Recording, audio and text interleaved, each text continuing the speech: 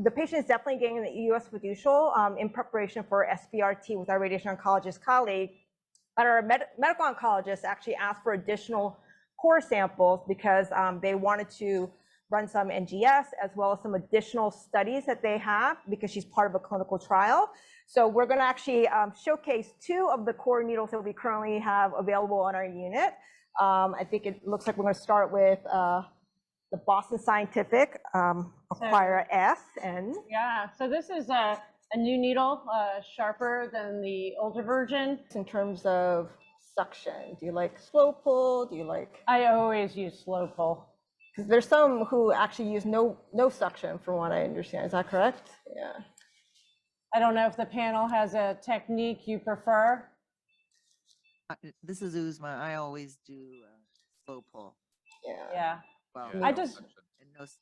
So in a randomized trial using the 2 FNB needles, in both cases, slow pull was favored over suction or no suction. This is good and diagnostic for pancreatic adenocarcinoma, and now based on rows, we they are in right target and they can now proceed for the next steps.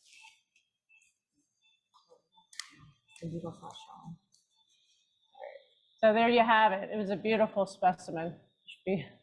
So the question is always, if you don't have on-site cytopathology, you can always look macroscopically.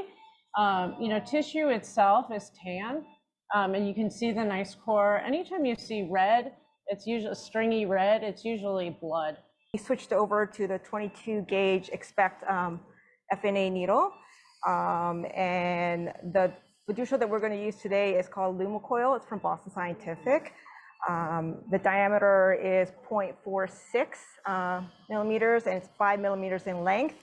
It's made of platinum, and as far as I understand, it's the only platinum fiducial marker that's on the market. So there's a fiducial that's in this plastic introducer, and what she does is hub the tip into the lure of the needle. All right. And then there is an introducer that you push into the center of the catheter. And what that does is actually push the fiducial into the lumen of the needle itself.